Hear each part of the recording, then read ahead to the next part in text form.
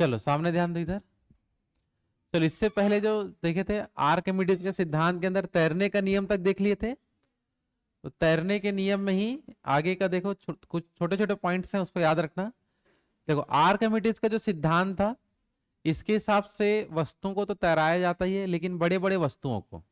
लेकिन कुछ कुछ वस्तुएं हैं जो आर्किमिडीज के सिद्धांत के हिसाब से काम नहीं करेगा। उसके लिए कुछ अलग नियम काम करते हैं। जैसे कि कुछ वस्तुएं जो होती हैं वो घनत्व के हिसाब से तैरते हैं। किसके हिसाब से तैरते हैं? घनत्व के हिसाब से। तो घनत्व के हिसाब से देखो दो से तीन चीज जैसे पूछा जाता है। तो देखो घनत्व का मतलब ये होता है जिसका घनत्व ज्यादा है वो नीचे आ जाएगा, और जिसका घनत्व कम है वो क्या हो जाता है? ऊपर हो जाता है। तो ये घनत्व के आधार पर भी वस्तुएं तैरते हैं। समझ में आ रहा है ना? लेकिन आर्किमिडीज का जो सिद्धांत था उसके हिसाब से वस्तुएं को तैराया जा सकता है, ऐसा बोल रहे हैं, बड़े बड़े जहाजों को। समझ आ रहा है? लेकिन घनत्व के हिसाब से हम देखेंगे तो क्या क्या आपको पता होना चाहिए। जैसे कि तेल और पानी को जब हम आपस में मिक्स कर देंगे तो कौन तैरेगा? तेल। इसका रीजन बताओ। क्योंकि तेल का घनत्व कम होता है और पानी का घनत्व ज्यादा होता है, इसलिए तेल ऊपर आके देख लो। समझ आ पा रहा है? कौन सा तेल है बताओ? मतलब मजाक कर रहा हूँ, कोई भी तेल हो, उससे क्या है? लेकिन फल्ली तेल ठीक है ना? लगाते हो इधर फल्ली तेल? नहीं? अच्छा, खाना बनाते हैं। चलो तो समझ आ रहा है। क्वेश्चन एग्जाम में क्या देगा? सिंपल सा देगा कि तेल और पानी को जब हम आपस में मिक्स करते हैं तो तेल तैरता है। इसका कारण क्या है? तो आंसर में क्या बताओगे? घनत्व के आधार पर तैरता है। तेल का घनत्व क्या होता है? कम। दूसरा यहाँ लिखा है कि जैसे अब हम लोहा और पारा को जब आपस में, लोहा को जब हम पारा में डालते हैं मरकरी में, तो कौन तैरेगा? तो लोहा तैरता है। कौन तैरता है? लोहा। याद रखना कि पारा का घनत्व ज्यादा होता है, लोहा का घनत्व उसमें क्या होता है? कम। इसलिए लोहा क्या हो जाता है? तैरता है। याद रखना। समझ आ रहा है? वैसे ही देखो ध्यान से क्या लिखे, अंडा और पानी में नमक का घोल, पानी में नमक का घोल जब कर देंगे तो कौन तैरेगा? अंडा। अगर मान लो कि अगर पानी ये हमारा नॉर्मल वाटर है तो उसमें अंडे जो होते हैं डूब जाते हैं, सिंपल सा है। लेकिन ये होता है सॉल्ट वाटर, नमक मिला है, तो अंडा क्या होगा? तैरेगा। समझ आ पा रहा है? क्योंकि कंडीशन ये है कि घनत्व हम बढ़ा दी, इसमें घनत्व ज्यादा, इसमें घनत्व क्या है? कम, पानी का। तो पानी का घनत्व ज्यादा होगा तो नीचे रहेगा, और अंडा का घनत्व कम है तो ऊपर रहेगा। लेकिन जब नॉर्मल वाटर में हम डाले बिना सॉल्ट वाला, तो अंडा डूब जा रहा था, क्योंकि पानी का घनत्व इसमें क्या है? जल्दी बताओ, कम। तो ये सब क्वेश्चन एग्जाम में दे देता है। समझ आ पा रहा है? तो घनत्व के हिसाब से भी वस्तुएं तैरती हैं, याद रखना। जिसका घनत्व क्या है? जल्दी बताओ, कम, वो ऊपर तैरेगा, और घनत्व ज्यादा है वो नीचे दब जाएगा। क्वेश्चन जब भी आएगा तो यही सब चीज एग्जाम में पूछता है। आया बात समझ में? क्वेश्चन कैसे देगा? तो लोहा और पारा को आपस में मिलाया जाए तो कौन तैरेगा? तो क्या बताओगे? लोहा। तो पता होना चाहिए लोहा का घनत्व क्या होगा? कम। पारा का घनत्व क्या होता है? ज्यादा, दोनों की तुलना में। क्लियर सबका यहां तक? आगे बढ़े। चलो तो ये हो गया घनत्व के हिसाब से। इसके बाद हम देखेंगे कि कुछ कुछ जो चीजें होती है उनको हम तैरा सकते हैं, तैरते जो है पृष्ठ तनाव के आधार पर। किसके आधार पर? पृष्ठ तनाव के हिसाब से भी वस्तुएं तैरते हैं। समझ आ पा रहा है? जैसे कि देख सकते हैं यहाँ पर कि अत्यंत अत्यंत छोटी वस्तुएं जो होती है, एकदम छोटी जो वस्तुएं होती है, उसको हम तैरा सकते हैं। किस आधार पर? पृष्ठ तनाव के आधार पर तैराते हैं। जैसे कि जो मच्छर होते हैं पानी के ऊपर ऐसे बैठ सकते हैं। समझ आ पा रहे हैं? तो यह किस वजह से तैर रहे हैं? तो पृष्ठ तनाव कारण। क्योंकि जल का जो जल पृष्ठ पानी जो होता है वो सदैव तनाव की स्थिति में होता है, तो अंदर जाने से उसको रोक रहे हो। समझ आ पा रहा है? हाँ कि नहीं? जैसे कि यहाँ देख सकते हैं ये जो पानी में दिख रहा है, या मच्छर हो गया या कीट वर्ग हो गया, उसको सब पानी में तैरते रहते हैं। किसके वजह से बोलेंगे? तो पृष्ठ तनाव पानी में ज्यादा होता है, इसलिए। क्लियर है सबका? सुई वगैरह को हम पानी में से तैरा सकते हैं, लेकिन हल्का एकदम धीरे से डालना पड़ता है। जैसे ये क्या बोलते हैं, काटा पिन बोलते हैं क्या? हाँ। ये सबको भी ऐसे तैरा सकते हैं, लेकिन ये सब कैसे तैर रहे हैं? तो पृष्ठ तनाव की वजह से तैर रहे हैं, ना कि आर्किमिडीज का सिद्धांत यहाँ काम आएगा, ना ही घनत्व वहां काम आ रहा है। समझ आ पा रहा है? ये घनत्व का जैसे होता है तो भाई जल का घनत्व कम है, इसका लोहे का घनत्व ज्यादा हो जाएगा ना, लेकिन फिर भी वो तैर रहे हैं। तो कारण क्या बताओगे? पृष्ठ तनाव के कारण। किसके कारण? पृष्ठ तनाव। तो वस्तुएं तैर सकती है घनत्व की वजह से। दूसरा क्या बताओगे? पृष्ठ तनाव की वजह से भी तैर सकते हैं। ये बात समझ आ पा रहा है? अगर घनत्व फॉलो नहीं हो रहा है तो वहां फॉलो हो रहा है पृष्ठ तनाव। क्लियर सबका? आगे बढ़े। तो ये एकदम छोटी छोटी वस्तुएं पृष्ठ तनाव के हिसाब से तैरते हैं। लेकिन मान लो जो बड़ी वस्तुएं हैं, जैसे ये आपका जो क्रूज है इतना बड़ा, टाइटैनिक नहीं है लेकिन ये डूब चुका है वो, ठीक है नहीं। ये सब तैरते हैं किसके कारण? आर्किमिडीज का नियम जब फॉलो करेंगे, आर्किमिडीज का जो हम इससे पहले क्लासों में जो सिद्धांत पढ़े, अगर उसके हिसाब से अगर जहाज वगैरह बनाएंगे तो पानी में तैर सकता है। समझ आ रहा है? तो आर्किमिडीज का सिद्धांत तो क्या बताओगे? बड़ी बड़ी वस्तुओं को द्रव में आर्किमिडीज के सिद्धांत के हिसाब से क्या की जाती है? तैराई जाती है। जैसे समुद्र में पानी जहाज का तैरना, ये किस सिद्धांत पे काम करता है? ना तो यहाँ घनत्व काम आएगा, ना तो पृष्ठ तनाव काम आएगा। यहाँ क्या काम आएगा? आर्किमिडीज का सिद्धांत। समझ आ पा रहा है? तो तीन हिसाब से हम कोई भी वस्तुएं तैरती है। पहला बताओ, घनत्व के हिसाब से तैरा सकते हैं। दूसरा, पृष्ठ तनाव के हिसाब से तैरा सकते हैं। और तीसरा, आर्किमिडीज का सिद्धांत के हिसाब से तैरा सकते हैं। समझ आ पा रहा है? और बाकी तो इससे पहले क्लास में डिस्कस हो चुका है कि आर्किमिडीज ने अपने सिद्धांत में वस्तुओं को तैराने के लिए क्या क्या बताया है उसको देख चुके हैं। समझ आ पा रहा है कि नहीं? जल्दी बताओ। चलो चलो यहां पर देखते हैं कुछ कुछ नोट पॉइंट याद रखना जो एग्जाम में पूछ देता है इसी तैरने के संबंधित नियम में। ये देखो, ये समुद्र है। समुद्र में आदमी जो पढ़ रहे नहीं पता अब वो कैसे पढ़ रहे हैं वहां पर, ठीक नहीं। तो यहाँ लिखा है सामान्य जल की अपेक्षा समुद्री जल का घनत्व क्या होता है? अधिक। इसी कारण समुद्र में तैरना क्या होता है? आसान। बिना तैरने के मतलब आसानी से आप ऐसे रहोगे तो भी इसमें तैरते ही रहोगे, क्योंकि समुद्री जल में नमक होता है और नमक होगा मतलब घनत्व ज्यादा हो गया। तो घनत्व ज्यादा मतलब आप आसानी से ऊपर में तैर सकते हो। आया बात समझ में? तो क्वेश्चन एग्जाम में यही आएगा कि सामान्य जल के हिसाब अनुसार समुद्री जल में तैरना आसान होता है। कारण क्या बताओगे? तो समुद्री जल का घनत्व ज्यादा होता है, इसलिए हम आसानी से तैर सकते हैं। कारण में लिखे रहता है। आया कि नहीं समझ में? आगे बढ़े। इसके अलावा देखो, जब यहाँ क्वेश्चन ये दिया है कि जब बर्फ को समुद्र के पानी में तैराया जाता है तो उसका कितना हिस्सा दिखाई देता है? 1/10 हिस्सा दिखाई देगा। और नॉर्मल पानी में तैराओगे तो पूरा डूब जाता है। समझ आ पा रहा है? हाँ, नमक डालेंगे तो तैर सकता है, लेकिन समुद्री जो होता है, समुद्र का जो पानी होता है उसमें बर्फ का कितना हिस्सा ऊपर दिखाई देता है? कितना हिस्सा? 1/10 हिस्सा ऊपर, मतलब 10 हिस्सा में से एक हिस्सा बस दिखेगा। जैसे बताया जाता है, जब टाइटैनिक जहाज इस प्रकार से जब जा रहा था तो उसको बर्फ का पहाड़ दिखा ऊपर में, लेकिन बर्फ का पहाड़ दिखा तो उसको लग रहा छोटा सा पहाड़ होगा। जब यहां से देखे तो बर्फ का पहाड़ दूर से दिख गया था, लेकिन कंट्रोल करते करते एकदम नहीं जा, मतलब वहां तक कंट्रोल नहीं हो पाया तो उससे बर्फ के पहाड़ से टकरा गया। लेकिन उसका जो भाई 10 में से एक ही हिस्सा दिख रहा था ना ऊपर में, उससे 9 हिस्सा तो नीचे उसमें। समझ आ रहा है ना? क्योंकि नियम क्या कहता है जल्दी बताओ, कि समुद्र के पानी में बर्फ का कितना हिस्सा दिखता है? तो अगर आपको लग रहा होगा दूर से कि छोटा सा चट्टान है, तो नहीं है छोटा सा, बहुत बड़ा चट्टान है। समझ आ? लेकिन बाकी पानी के अंदर छुपा हुआ है। ये बस समझ पा रहे हो?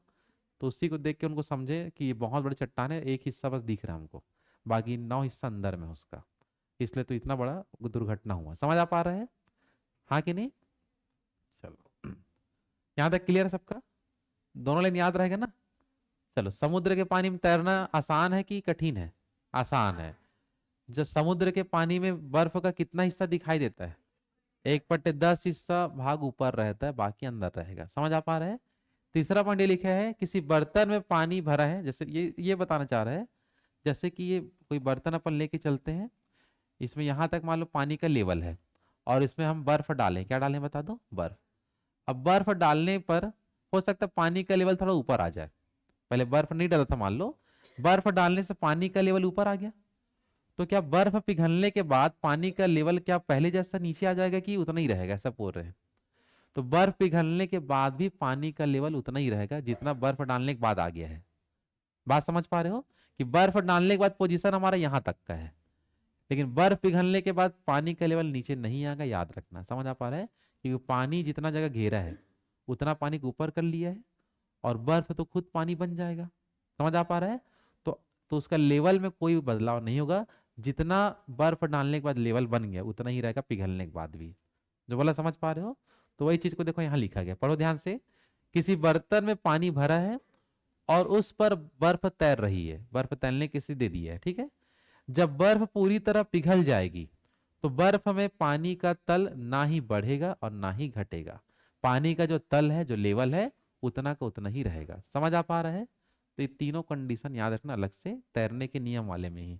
याद रहेगा सबको? आगे बढ़े, चलो। तो बताइए ध्यान से बिना देखे कि समुद्र के पानी में तैरना आसान है कि कठिन है? आसान है। समुद्र के पानी में अगर बर्फ है तो कितना हिस्सा ऊपर होगा? 1/10।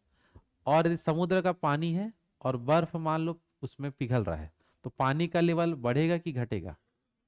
कि कोई प्रभाव नहीं पड़ेगा। तो आंसर क्या बताएंगे? कोई प्रभाव नहीं पड़ेगा, जितना लेवल है तल है उतना ही रहेगा। वो आया बात समझ में? आगे बढ़े, चलो। तो यहां तक का जो पूरा टॉपिक था वो था हमारा तैरने का नियम, जिसको हम टॉपिक में देखे थे प्लवन। क्या पढ़े थे? प्लवन में हम पूरा चीज समझे तैरने से रिलेटेड, कि कैसे वस्तुओं को तैराया जाता है। और तैरने का नियम किसने दिया जल्दी बताओ? आर्किमिडीज ने दिया है, ये याद रखना। आया बात समझ में? यही क्वेश्चन बार बार रिपीट होता है और बार बार पूछता है, ठीक है। चलो नेक्स्ट हमारा टॉपिक है चुंबक, मैग्नेट। तो चुंबक के बारे में जो भी जानकारी रखते होगे एक बार बता दो पहले, फिर आगे डिस्कस करते हैं चुंबक के बारे में। जल्दी बताओ। लोहा में चिपक नहीं जाता, लोहा उसमें चिपक जाता है, ठीक है। जो भी है दोनों वही मतलब है। लोहा में चिपक जाता है, ठीक। और कोई जानकारी किसी को? सजाती ध्रुवों में आकर्षण नहीं होता है, विजाती में होता है, ठीक है ना, एकदम सही है। असमान ध्रुवों में क्या होता है? आकर्षण। और समान ध्रुवों में प्रतिकर्षण, ठीक है ना। और कोई जानकारी चुंबक के बारे में? बचपन में खीला पकड़े नाली में करके ऐसा नहीं है, ठीक नहीं। पहले एक से एक होता था, ठीक नहीं। चुंबक का बहुत उपयोग बच्चों लोग ज्यादा करते थे खिलौना के रूप में, ठीक। और बताओ, बस होगी इतना ही? और किसी को कुछ जानकारी सामने इधर? स्थाई और क्या होता है? अस्थाई, ठीक है ना। अस्थाई चुंबक किसका बना होता है करके एग्जाम में आता है कभी भी। तो अस्थाई चुंबक बना होता है नर्म लोहे का। किसका बना होता है? तो वहां से मिल जाएगा। उसको इलेक्ट्रिसिटी में भी देखते हैं, क्योंकि जब इलेक्ट्रिसिटी में ज़्यादा काम आता है, ठीक है, अस्थाई वाला। चलो देखिए ध्यान से मैग्नेट के बारे में जितना भी जानकारी, चलो ठीक है, बाकी हम पूरा डिटेल यहाँ देखते हैं। चलो चुंबक के बारे में देखते हैं। सबसे पहले पॉइंट कि चुंबक कितने प्रकार के होते हैं। तो बताओ कि चुंबक कितने प्रकार का होता है, जल्दी बताओ। दो प्रकार का चुंबक मिलेगा। एक हम जो सीधा खदानों से निकालते हैं वो, और उसको पूरा डिजाइनिंग करके हम अलग से बना सकते हैं। समझ आ पा रहा है? तो जो सीधा चुंबक खदानों से मिला, जैसे पत्थर टाइप से मिलता है, इसमें देखो आलपिन चिपका हुआ है, ठीक है। और समझ आ रहा है कि ये चुंबक ऐसे करके। अब इसी को हम कारखाने में ले जाके चुंबक का रूप धारण करवाएंगे। समझ आ पा रहा है? तो खदानों में इस टाइप से पत्थर मिलते हैं। समझ आ पा रहे हैं? हाँ है ना। तो इसको बोलते हैं प्राकृतिक चुंबक। क्या बोलेंगे जल्दी बताओ? जिसका आकृति निश्चित ही नहीं है, कैसे भी हो सकता है। समझ आ रहा है? और ये जो नीचे दिख रहा हो क्या है? कृत्रिम चुंबक, जिसकी आकृति निश्चित होता है। समझ आ पा रहा है ना। तो चुंबक कितने प्रकार के होते हैं? दो प्रकार के। पहला बताओ प्राकृतिक चुंबक, और दूसरा कृत्रिम चुंबक। दोनों में देखो क्या अंतर है, समझो ध्यान से। ऐसे चुंबक हमें लोहे के खदानों से भी प्राप्त होते हैं। ये सब चीज कहाँ से मिलता है? लोहे के खदानों से प्राप्त होते हैं, जो आयरन ऑक्साइड का बना होता है। ये क्वेश्चन याद रखना, किसका बना होता है जल्दी बताओ? आयरन ऑक्साइड का बना होता है। और इसका आकार क्या होता है? अनिश्चित। आकार क्या होता है? अनिश्चित। आपको मिल जाएगा। समझ आ पा रहा है? तो ये सब क्वालिटी याद रखना किसके बारे में? प्राकृतिक चुंबक को लेके इतना सब याद रखना। याद रखेगा सबको? तो प्राकृतिक चुंबक कहाँ से मिलेंगे जल्दी बताओ? तो लोहे के खदान, खदानों से नहीं। लोहा वाला अब कोयला में चलेगा तो कैसे मिलेगा? सोना खदान में मिलेगा? चूना खदान में मिलता है। यहाँ लिखा है भाई स्पष्ट, ठीक नहीं। कौन से खदान से मिलेगा? लोहे के खदान से मिलता है। समझ आ पा रहा है? आकृति निश्चित होता है का अनिश्चित? अनिश्चित। किसका बना होता है? आयरन ऑक्साइड का बना होता है। ये प्राकृतिक चुंबक का क्वालिटी हो गया। अब देखते हैं कृत्रिम चुंबक, आर्टिफिशियल जो होता है उसके बारे में याद रखना।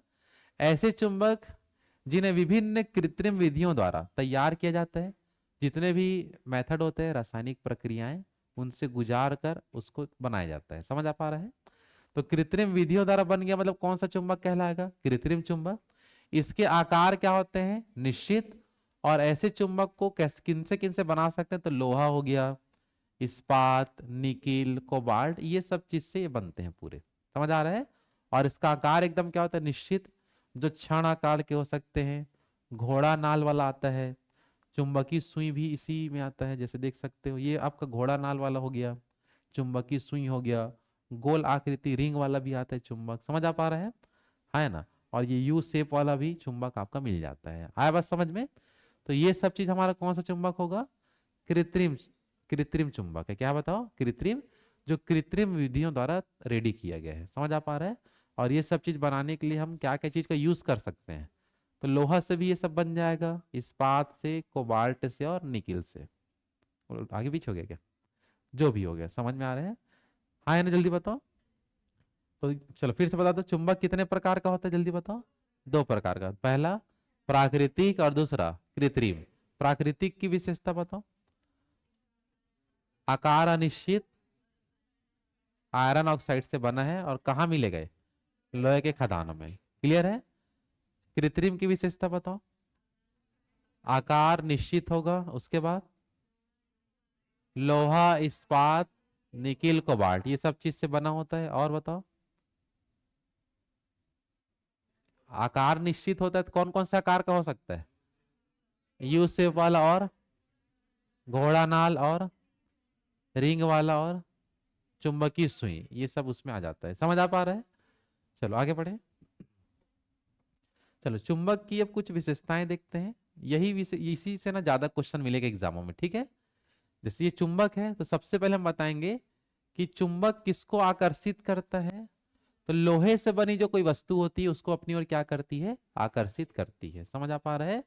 इस गुण को क्या कहते हैं, तो चुंबकत्व, क्या बोलते हैं, चुंबकत्व। तो चुंबकत्व क्या है, तो इस लाइन को देख के आप समझ जाओ, समझ आ पा रहे हैं। तो चुंबकत्व किसे कहते हैं, जल्दी बताओ। तो चुंबक जो होता है लोहे से बनी आकृतियों को क्या करता है, अपनी ओर आकर्षित करता है, इस गुण को क्या बोलते हैं, चुंबकत्व कहते हैं। उधर भाई मोबाइल चला रहे हैं, इधर ध्यान दे दो, आप ही बोल रहा हूँ, इधर सामने मोबाइल चला रहे हो क्या, बेग हटाओ, पूरा हटाओ ना, नीचे क्या है उसको दिखाओ, इधर ध्यान दो, इधर। नौकरी लगना, सिलेक्शन लेना, सामने ध्यान दे दो, क्योंकि मोबाइल तो जिंदगी भर रहेगा आपके पास, ठीक है ना। लेकिन अभी जो वक्त है वो नहीं रहेगा आपके पास, ठीक है। वक्त रहते कुछ बन गए तो बन गए, वक्त निकलने के बाद कुछ नहीं कर, वापिस नहीं ला सकते उसको ना, समझ में आ रहा है। तो जब यहाँ जो चीज़ समझा रहा हूँ ये सब चीज़ एग्जाम के लेवल का एग्जाम में आएगा, इसलिए तो ये सबको बनाया गया है ना। अब उसी में ध्यान नहीं दे रहे हो तो क्या बनेगा, समझ आ रहा है। चलो बताओ, चुंबक के प्रकार बताइए। हाँ अभी पूछ रहा हूँ, दो प्रकार, क्या क्या, विशेषता बताओ दोनों की।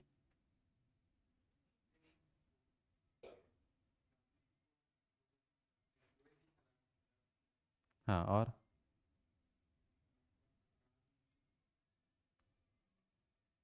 प्राकृतिक का कैसे निश्चित रहेगा, हो गया छोड़ो अब,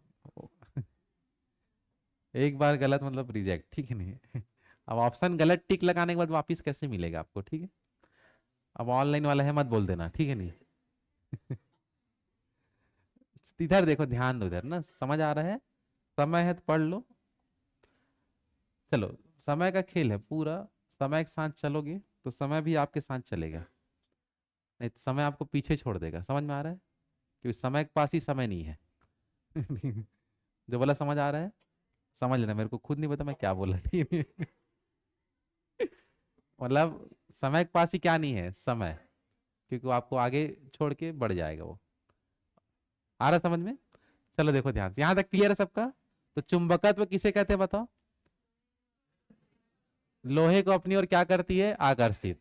दूसरी गुण इसमें देखने मिलेगा चुंबक में, कि चुंबक के सिरों पर चुंबकत्व, चुंबकत्व सबको क्लियर हो चुका है। तो चुंबकत्व सबसे ज्यादा कहाँ होता है, तो सिरों पर कहाँ होता है, और सबसे कम कहाँ होता है, सबसे कम कहाँ होता है, ध्रुव। समझ आ पा रहा है? गलत हो गया, गलत हो गया, रुको रुको। चुंबक के सिरों पर चुंबकत्व सबसे अधिक होता है, अच्छा, जिन्हें क्या बोलते हैं, चुंबकीय ध्रुव। मध्य में नहीं होता, सबसे कम कहाँ होता है बताओ, मध्य में, थोड़ा मिस्टेक हो गया था ना, ध्यान देना। ये देख लो, ये हमारा नॉर्थ वाला उत्तरी ध्रुव, और क्या है जल्दी बताओ, दक्षिणी ध्रुव।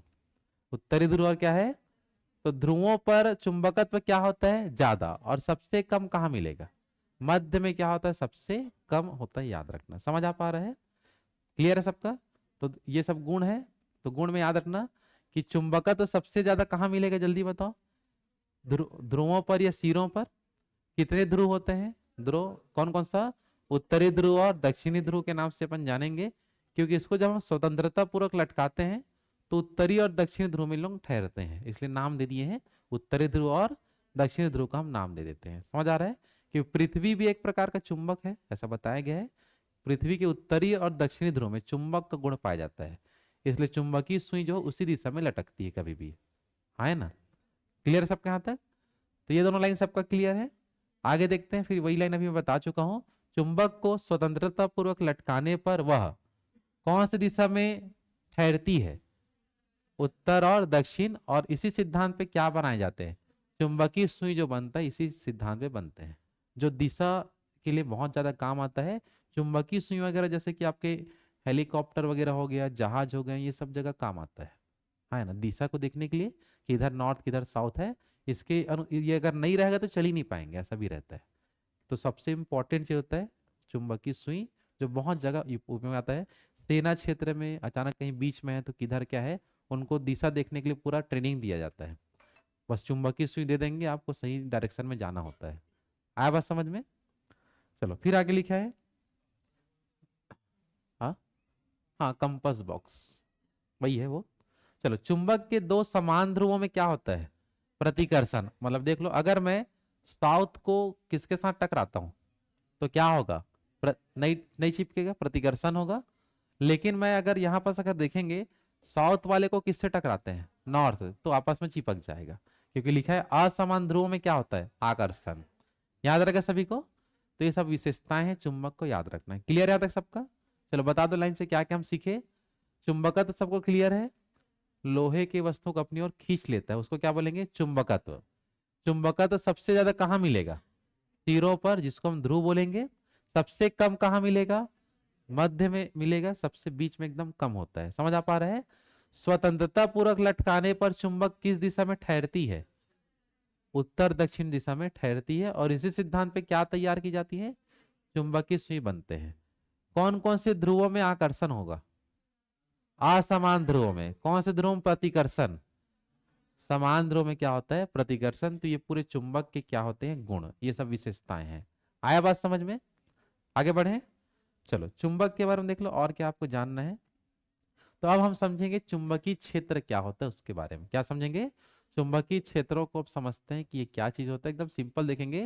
देखो, चुंबक के चारों ओर का वह क्षेत्र जहां तक हम चुंबक के प्रभाव का अनुभव कर सकते हैं। जैसे ये चुंबक है, तो चुंबक का जो प्रभाव देख लो, यहां तक आपको देखने मिल रहा है, ये पूरा यहां तक पर चुंबक का क्या देखने मिला, प्रभाव। चुंबक भले बीच में है लेकिन उसका प्रभाव दूर दूर तक आपको देखने मिल रहा है, हाँ है ना।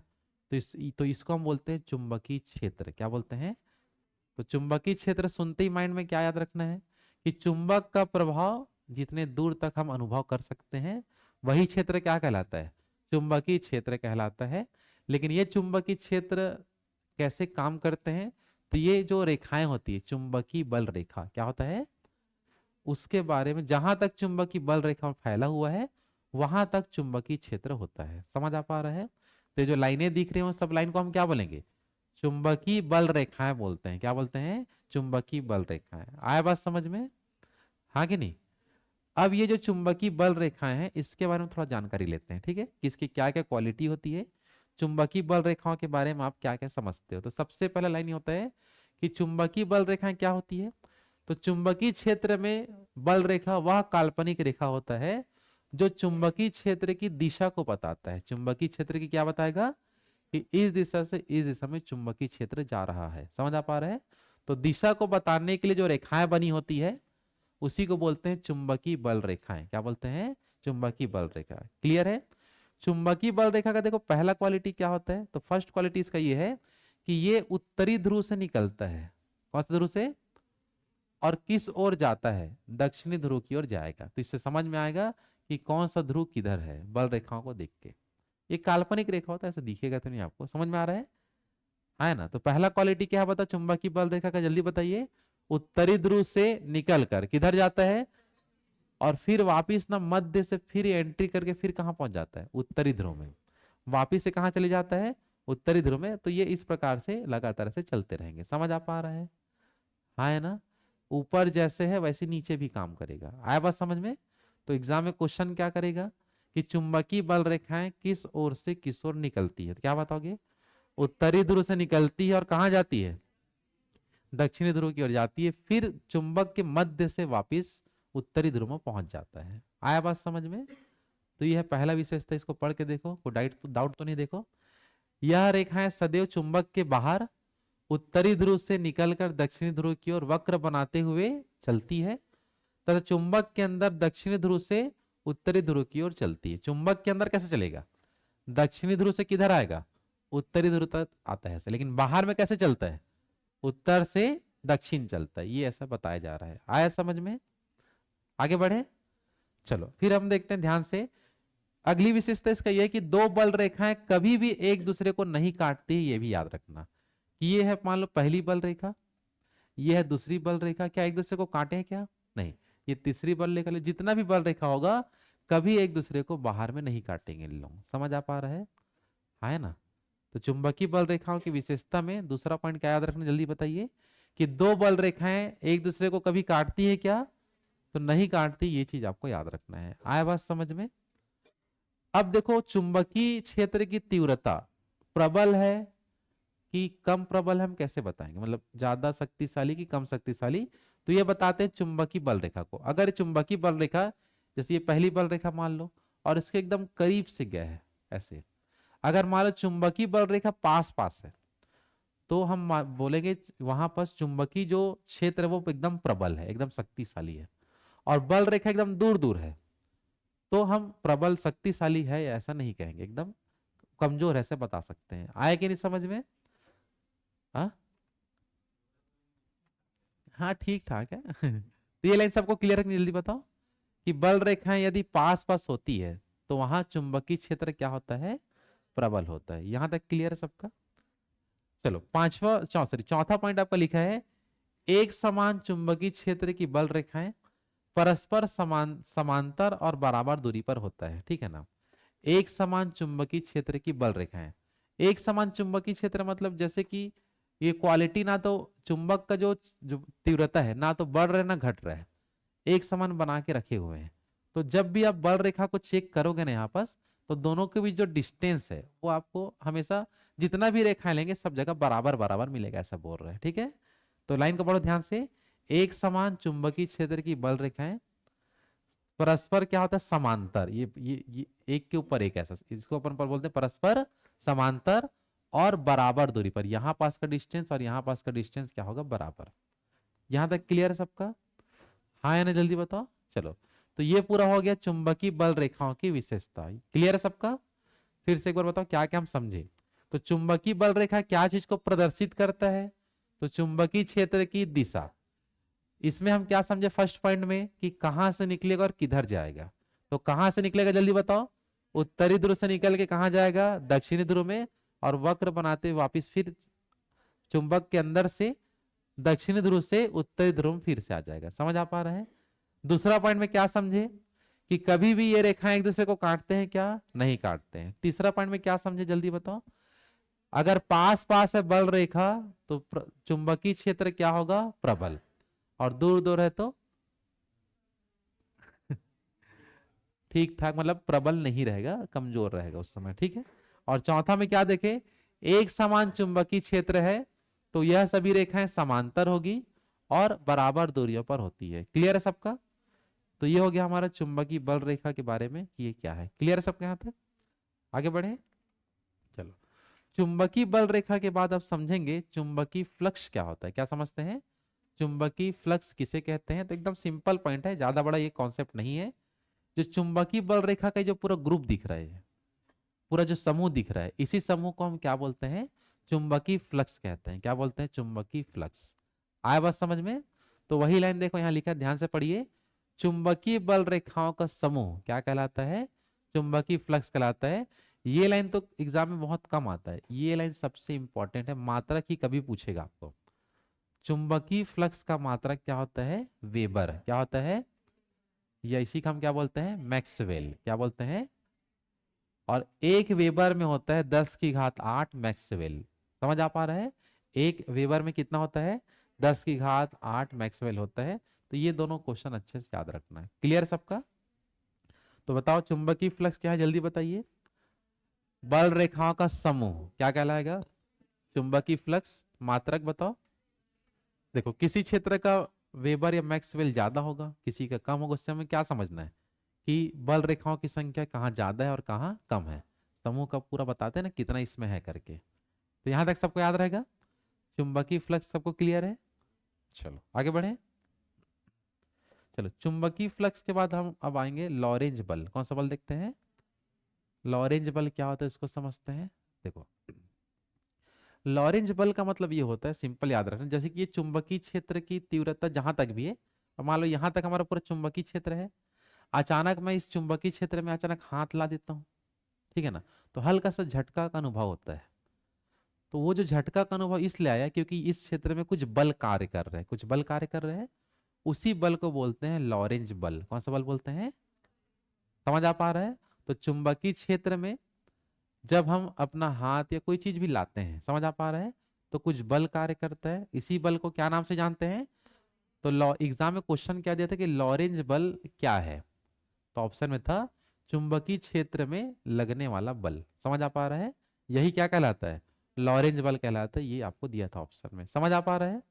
अब ये लॉरेंज बल कितना कार्य करेगा उसको समझते हैं। पहले इस लाइन को पढ़ो ध्यान से, क्या लिखा है। चुंबकीय फ्लक्स क्षेत्र में, ये चुंबकीय फ्लक्स मतलब ग्रुप हो गया, चुंबकीय फ्लक्स क्षेत्र में जब कोई चालक, चालक मतलब जिसमें विद्युत प्रवाह होता हो, समझ आ पा रहे हैं, चालक या हम अपने हाथ को ले जाते हैं, क्योंकि हमारा जो बॉडी भी एक चालक होता है, करंट हमारे अंदर भी प्रवाह होता है तभी करंट मारता है, और प्रवाह ही नहीं होता तो करंट मारता है क्या, नहीं। तो हमारा शरीर भी एक चालक है। तो या कोई चालक ले लो या तो कोई अपना हाथ ही डाल सकते हैं, हाँ है ना। तो अपने हाथ को ले जाते हैं तो उस पर कुछ बल कार्य करता है, जिसके कारण हमें क्या अनुभव होता है, झटके का एहसास होता है। तो ऐसे बल को ही क्या नाम से जानते हैं, लॉरेंज बल बोलते हैं। कौन सा बल बोलते हैं। और लॉरेंज बल का वैल्यू यदि निकालना है कि कहाँ लॉरेंज बल ज्यादा लग रहा है और कहाँ लॉरेंज बल कम है, तो इसका फॉर्मूला क्या होता है, लॉरेंज बल equal to Q into V into B into sine theta. क्या होगा आपका, साइन थीटा या साइन ए साइन बी जो भी लिख सकते हैं। समझ आ पा रहा है। तो ये सब चीज क्या है देख लो एक बार जल्दी से। तो क्यू क्या है जल्दी बताओ, आवेश। वी क्या है, वस्तु का वेग। बी चुंबकीय क्षेत्र। और साइन ए जो होगा यहां हम देखेंगे, यदि वस्तु समांतर दिशा में प्रवेश करता है, मतलब जैसे कि ये देखो समांतर मतलब ये लॉरेंज बल ऐसे है और इसको मैं वस्तु को भी ऐसे ला रहा हूं, तो समांतर दिशा हो गया ना। तो समांतर दिशा में जब प्रवेश करते हैं तो थीटा के मान को शून्य लिखा जाएगा। थीटा के मान को क्या लिखूंगा, शून्य लिखूंगा। और लंबवत लाता हूं, जैसे कोई वस्तु को मैं ऐसे खड़ी लाता हूं लंबवत, समझ आ पा रहे हैं, तो वहां पास थीटा के मान को क्या रखेंगे, 90। तो दो ही दिशा में हम ला सकते हैं, या तो समांतर या तो लंबवत। तो उसके हिसाब से थीटा का वैल्यू हम रखेंगे। समझ आ पा रहा है ना, क्लियर है सबका। चलो तो इसी के हिसाब से कुछ क्वेश्चन भी आपको देगा। फॉर्मूला पहले बताओ, फॉर्मूला क्या होता है, F equal to Q V B sine theta. क्या बताओगे, Q V B sine theta यहां हमें बताना है। चलो देखो ध्यान से, कुछ न्यूमेरिकल क्वेश्चन यहां से एग्जाम में देता है। क्वेश्चन पढ़ो क्या लिखा है, 10 कूलाम के आवेश में कोई वस्तु 40 किलोमीटर पर सेकेंड के वेग से 10 की घात 2 टेस्ला की चुंबकीय क्षेत्र में समांतर एवं लंबवत, दोनों से बन जाएंगे ना, समांतर एवं लंबवत दोनों प्रकार से प्रवेश कराया जाए, तो दोनों स्थिति में कितने न्यूटन का लॉरेंज बल कार्य करेगा, कितना न्यूटन का झटका वहां लगेगा, ये हमको पूछ रहा है। ठीक है, देखो देखो ध्यान से, सबसे पहले बताओ, पहले मैं देखता हूं समांतर वाला, कौन सा देखता हूं। अगर समांतर ले जाएंगे तो साइन थीटा को क्या लेंगे, 0। साइन थीटा क्या लेंगे, 0।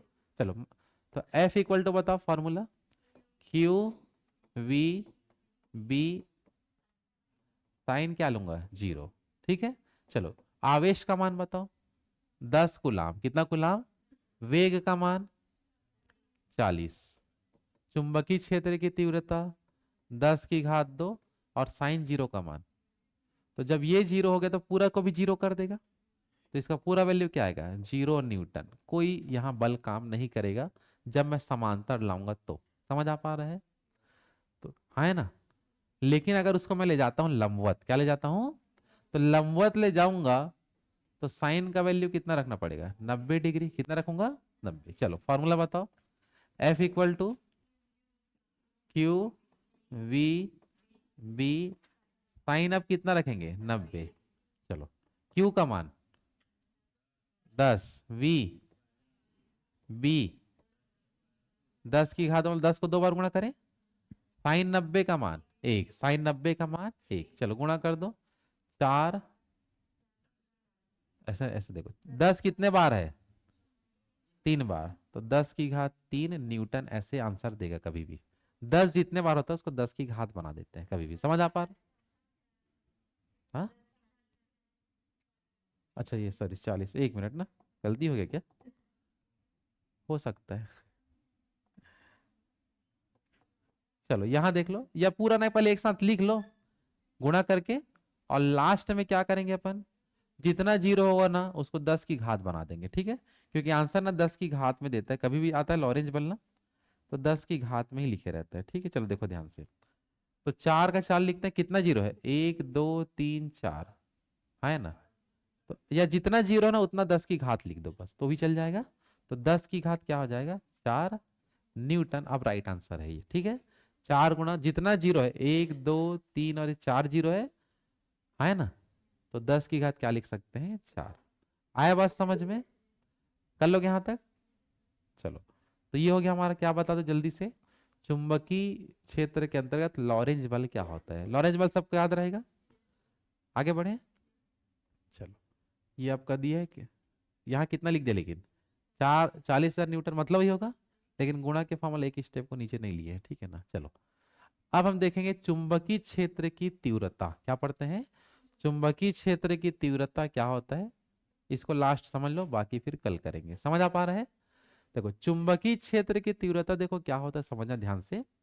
जैसे कि ये कोई चालक तार है, यहां से ये कोई चालक तार इस प्रकार से है ना। ये लाइन समझ रहे हो ना, ये क्या है बता दे, कोई चालक तार है और इसमें हम विद्युत धारा प्रवाहित करते हैं। क्या प्रवाहित करते हैं, विद्युत धारा इस चालक तार को हम दिए, जिसके कारण इस विद्युत जो चालक तार है उसके आसपास एक चुंबकीय क्षेत्र पैदा होती है। क्या पैदा होती है, चुंबकीय क्षेत्र। ये सिंपल देखना कि जहां से वायर गया रहता है, जहां से वायरिंग की है, वहां चुंबकीय सुई को ले जाओगे ना तो हिलना चालू हो जाएगा, क्योंकि इसके आसपास क्या पैदा हो गया है, चुंबकीय क्षेत्र पैदा हो चुका है। और इसमें हम बताएंगे जितना ज्यादा धारा का मान होगा उतना ही ज्यादा वहां चुंबकीय क्षेत्र पैदा होती है। समझ आ रहा है, खिंचाव बल वहां आ जाता है। तो सिंपल ये बताना कि जब किसी चालक तार को विद्युत धारा प्रवाहित करते हैं उस पे, तो उसके आसपास क्या जनरेट होता है, विद्युत सॉरी चुंबक क्षेत्र पैदा हो जाता है। इसी को बोलते हैं चुंबकीय क्षेत्र की तीव्रता। क्या बोलेंगे, चुंबकीय क्षेत्र की तीव्रता बोलेंगे। देखो ध्यान सब क्या है ये, पढ़ो लाइन को। किसी चालक तार पर धारा प्रवाहित की जाती है तो उसके आसपास चुंबकीय बल कार्य करती है। यह बल जितने क्षेत्र तक प्रभाव डालती है उसे हम चुंबकीय क्षेत्र की तीव्रता कहते हैं। समझ आ पा रहा है? इसलिए देखो जो बड़े बड़े जो वायर गए रहते हैं इलेक्ट्रिसिटी वाला, वहां दूर दूर तक ज्यादा मतलब आसपास कोई चीज को नहीं रखते, एकदम खेती खेत में ले जाते हैं। देखे ना बड़ा बड़ा तार जो जाता है, टावर बना के ले जाते हैं नहीं, हाई टेंशन जो बहुत ही शक्तिशाली जो धारा बहती रहती, तो वहां पर चुंबकीय क्षेत्र पैदा होता है। क्या पैदा होता है, और चुंबकीय क्षेत्र जब पैदा होता है तो तार जो है आपस में चिपकने का खतरा होता है। तो देखना कभी भी देखना ध्यान से, जैसे 3 ठो जैसे तार होता है तो हम बीच में लगाते हैं स्पेसर, बोलते हैं क्या बोलते हैं, स्पेसर। उसको पहले दूर दूर रखे रहता है, क्या बोलते हैं उसको, स्पेसर, जो स्पेस बनाए ना रखता है। क्योंकि उनमें जैसे अब मैं देखो धारा प्रवाहित कर रहा हूं तो चुंबकीय क्षेत्र आ गया, चुंबकीय बल, तो आपस में लोग चिपक जाएंगे चुंबकीय क्षेत्र, चुंबकीय बल आने के कारण। इसलिए बीच में क्या लगा देंगे, स्पेसर लगाया जाता है कभी भी, क्योंकि जब भी धारा प्रवाहित करते हैं तो उसमें चुंबकीय बल पैदा होता है। क्या पहले घरों में भी ऐसा होता था, देखते होगे जब वायरिंग कराते हैं मीटर लगाते थे तो 3 ठो वायर ऐसे रहता था ना, और बीच में काड़ी टेप से ऐसे रहता था नहीं, काड़ी समझते हो ना। लेकिन आजकल तो एक ही वायर वाला आ गया है। समझ आ रहा है, नहीं पहले ऐसे ही लगाते थे ताकि वो आपस में चिपके ना और अलग अलग अलग रहे ऐसे करके। तो उसको भी हम स्पेसर ही बोलते हैं। क्या बोलते हैं, स्पेसर। समझ रहे हो ना क्या होता है, वायरों के बीच क्या बना के रखता है, स्पेस, जगह खाली करके रखे रहता है। आया बात समझ में? तो चुंबकीय क्षेत्र की तीव्रता, जैसे शब्द सुनोगे याद आ जाएगा क्या चीज है वो, क्या है जल्दी बताओ। चुंबकीय क्षेत्र की तीव्रता किसे कहते हैं?